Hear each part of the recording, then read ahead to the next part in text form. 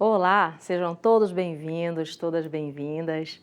Sou Diana de Jesus Ribeiro, professora de língua portuguesa de vocês. Minha pele é parda, meu cabelo é preto, está um pouco abaixo do ombro. Estou com a blusa com a estampa de mescla preta e verde e uma calça preta. Bem, hoje nós vamos colocar a mão na massa. Vamos lá?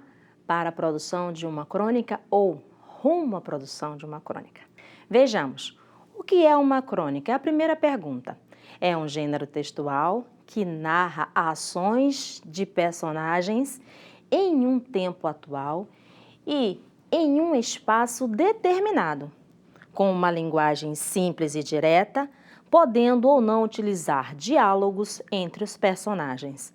Além disso, podem ser narradas em primeira ou terceira pessoa.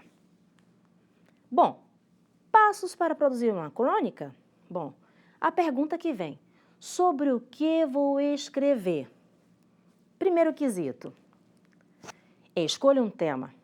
Como eu vou escolher um tema, professora? Do nada? Não. Observe acontecimentos à sua volta, atitude das pessoas, atitudes, não é? Atitude e atitudes das pessoas, umas com as outras, alguns eventos na mídia, algumas notícias. Esse será o seu enredo, que é justamente história da trama, de onde surge o tema que será narrado por você. Segundo movimento ou segundo passo, escolha os personagens. Como assim? Pessoas que participarão de sua crônica, personagens principais e secundários. E aí tem a nuvenzinha para você. Os personagens movimentam os acontecimentos na narrativa. Lembrem-se que os personagens promovem todo o movimento, todos os acontecimentos do início ao fim de uma narrativa. Bom, os personagens podem ser irmãos, um par romântico, pai e filho, irmão mais velho com irmão mais novo, irmãs, amigos, amigas. Você fica livre, tem a liberdade de criar. Agora, o terceiro passo. Escolha o tempo. O que seria o tempo? Marcação do tempo com verbos predominantemente no passado, no presente ou no futuro. Em que momento aconteceu ou acontece a sua história? Qual é o momento de realização daqueles eventos? Ok? Seguindo. Quarto passo. Escolha o espaço que é o lugar, o local ou o famoso cenário da sua história, onde a história acontece.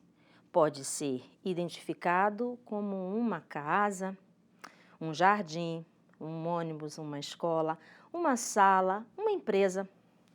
E a pergunta: qual será o cenário onde os personagens vão interagir? É isso que você deve pensar, onde esse acontecimento se manifesta, se apresenta, surge, ok? Pode ser uma paisagem, uma floresta, um jardim, a sala de aula, uma praia, uma comunidade ou até mesmo numa sala, num sofá. As cenas podem ser descritas e apresentadas para vocês, ok? Quinto passo. Escolha o tipo de narrador. Nossa, como assim? Narrador onisciente. Eu costumo dizer que o narrador onisciente é uma espécie de Deus da história, porque ele sabe o que os personagens sentem e pensam, ou seja, aquele que narra a história a partir do acontecimento que possui do íntimo dos personagens. Quem é que conhece o nosso íntimo? Bom, então, esse é o narrador onisciente. Tudo ele sabe, tudo ele pensa, tudo que ele antevê sobre o personagem ou os personagens.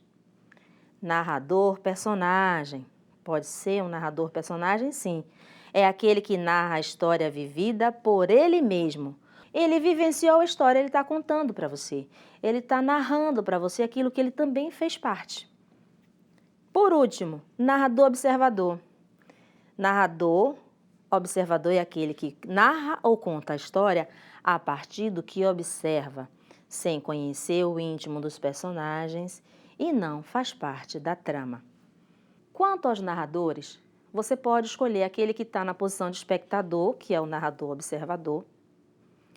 O narrador que participa da trama, ele está envolvido, então ele precisa contar aquilo que ele vivenciou. Então, há traços muito pessoais do narrador estarão ali. E o narrador onisciente, como eu falei, uma espécie de Deus, conhece o íntimo, tanto dos sentimentos quanto dos pensamentos dos personagens. E aí, ele mergulha, ele sabe se o personagem está com raiva, com inveja, alegre, se ele está fingindo, se ele está mentindo, se ele está dissimulando, se ele está falando a verdade. Então, você consegue perceber pela organização da linguagem. E vamos agora para a linguagem. Antes, eu preciso sugerir para vocês leitura do material Carioca. 8º ano, página 22. 9º ano, você tem uma crônica lá na página 25. E o Carioca 2, você também vai encontrar uma crônica maravilhosa na página 25. Seguindo, nós temos sugestão de temas. Quais são? O dia a dia no transporte público. O que eu vou escrever sobre o transporte público? Observe tudo à sua volta e veja o que inspira. A vida na vizinhança, a relação amistosa ou não na vizinhança, cordialidade. O que acontece na vizinhança pode virar uma crônica? Pode sim, com certeza. Uma experiência na escola, professor-aluno, aluno-professor, coleguinha com outro colega, né?